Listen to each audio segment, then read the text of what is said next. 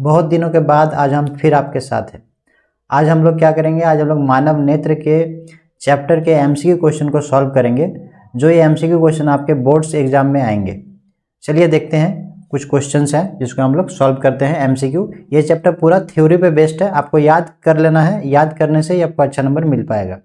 चलिए देखते हैं पहला क्वेश्चन क्या है। पहला क्वेश्चन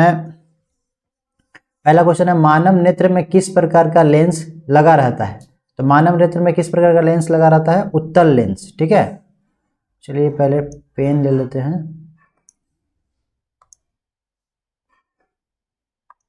ठीक है, पेन ठीक है। चलिए तो पहला क्वेश्चन हो गया, मानव नेत्र में किस प्रकार का लेंस लगा रहता है, उत्तल लेंस लगा रहता है। आपको ये याद रखना है। ठीक है, हमारा जो आंख है, नेत्र है, उसमें किस तरह का लेंस लगा रहता है, उत्तल लेंस लगा रहता है। इंग्लिश में भी what type of lens is present in the human I is a concave lens, convex lens. कौन सा लेंस है, कॉन्वेक्स लेंस।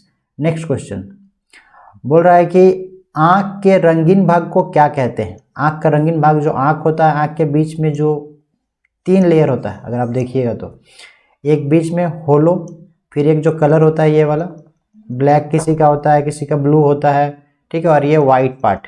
तो ये पूछ रहा है कि जो कलरफुल पार्ट है ये किस कलर का होता है। तो पूछ रहा है कि आंख के रंगीन भाग को क्या कहते हैं। अच्छा, आंख के रंगीन भाग को क्या कहते हैं, ये आपसे पूछ रहा है। तो आंख के रंगीन भाग को क्या कहते हैं, आइरिस कहते हैं। क्या कहते हैं, आइरिस, है ना। What is the coloured part of the eye is called iris. तो ये कलरफुल पार्ट ये वाला पार्ट को है। ठीक है, बाकी सबका ये जो बाहरी आउटर लेयर है ये व्हाइट ही होता है और बीच में ये ब्लैक कलर का होता है। इस पार्ट को आइरिस बोलते हैं। ठीक है, चलिए नेक्स्ट क्वेश्चन बोल रहा है कि मानव नेत्र जिस भाग पर किसी वस्तु का प्रतिबिंब बनाते हैं वह है क्या, वह है दृष्टिपटल। कहाँ पे बनता है, दृष्टिपटल पे।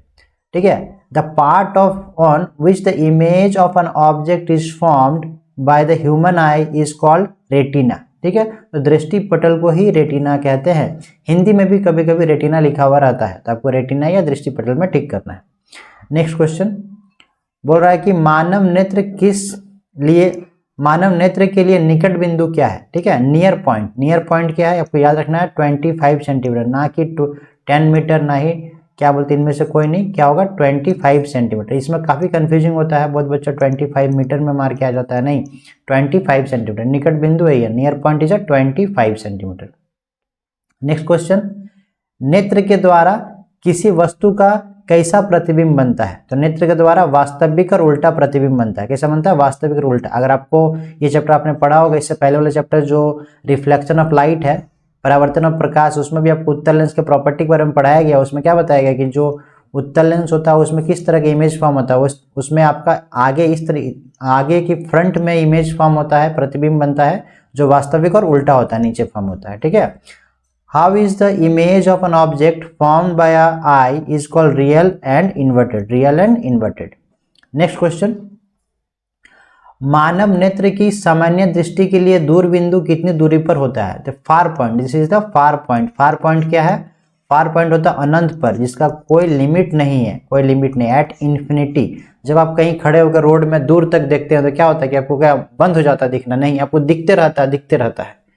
तो इसी के लिए क्या है आपका दूर बिंदु क्या है आपका अनंत पर। ठीक है, फार पॉइंट है आपके इन्फिनिटी पे। नेक्स्ट, नेत्र में प्रवेश करने वाले प्रकाश की मात्रा को नियंत्रित करते हैं। तो बताइए ना आपको कि जो पार्ट होता है आई का, ये 3 पार्ट में होता है। ठीक है, तो ये देखिए जो पुतली है, पुतली ये बीच वाला पार्ट सबसे सेंटर में जो रहता है, इसको पुतली कहते हैं। ये कंट्रोल करता है नेत्र में कितना लाइट इंटर होगा, कितना नहीं होगा, कितना प्रकाश को अंदर जाने देना है, कितना प्रकाश को नहीं अंदर जाने देना है।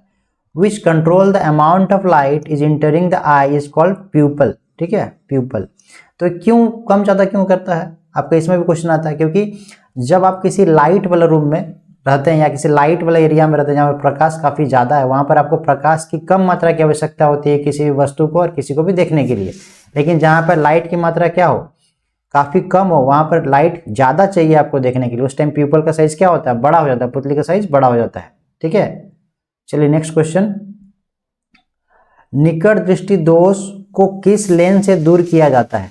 तो किस लेंस से दूर किया जाता है? अवतल लेंस से, ठीक है, अवतल लेंस।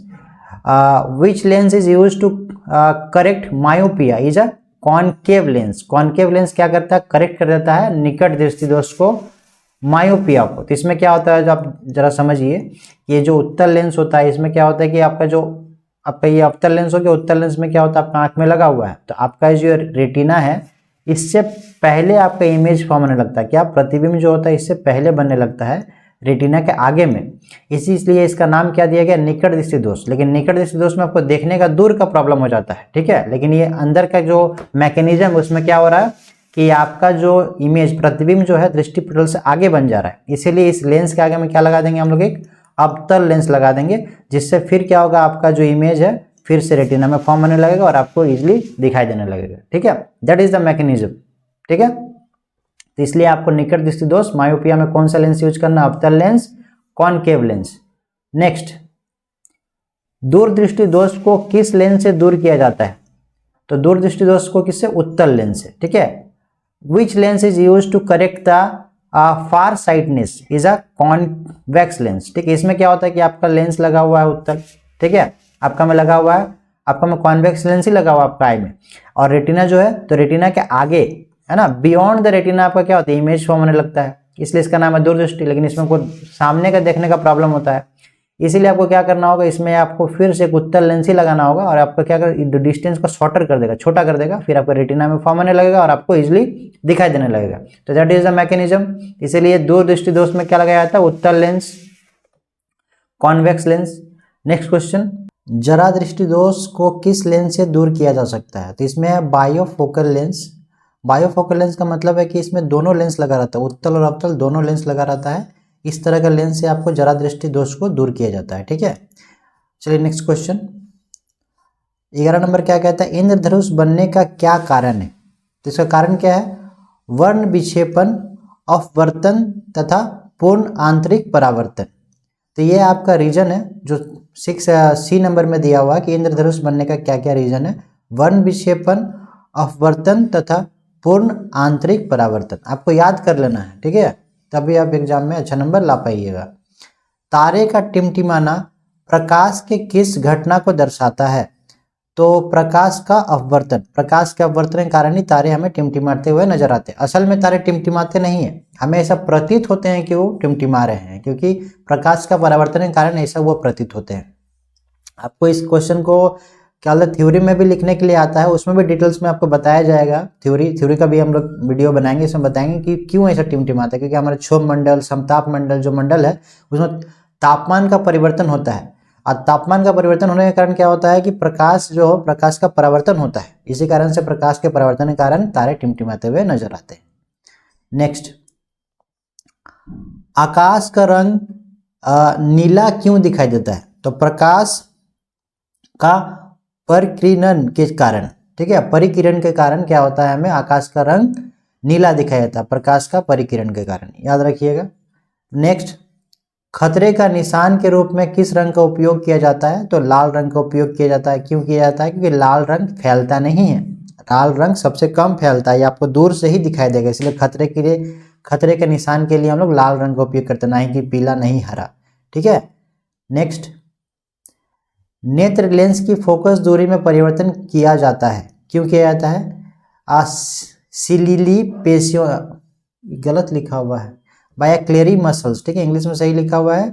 इसमें क्या इसको जो मसल्स लिखा हुआ है सिलेरिली मसल्स, क्लेरी मसल्स को लिखा हुआ है यहाँ पर सिलेरिली मसल्स, इसको चेंज कर दिया है, ठीक है। इसको हिंदी में पक्षमावी पेशियों द्वारा क्या होता है कि नेत्र की फोकस दूरी में परिवर्तन किए जाते हैं। यहाँ पक्षमावी पेशियां भी लिखा हुआ हो सकता है, ठीक है। और बाकी बाया क्लेरी मसल्स जो हमें क्या करता है, focal length of the eye lens is change, ठीक है। ये जो लेंस लगा रहता है यहाँ पर मसल से कनेक्टेड रहता है ऊपर नीचे, तो ये लेंस क्या करता है, ये हमारे ये जो पक्षमावी पेशियां ये क्या करता है, हमारे लेंस का साइज को परिवर्तन करता है, छोटा बड़ा करता है। इससे क्या होता है, फोकस दूरी में परिवर्तन आता है, जिससे हम लोग दूर का, सामने का हर चीज हम लोग आसानी से देख पाते हैं।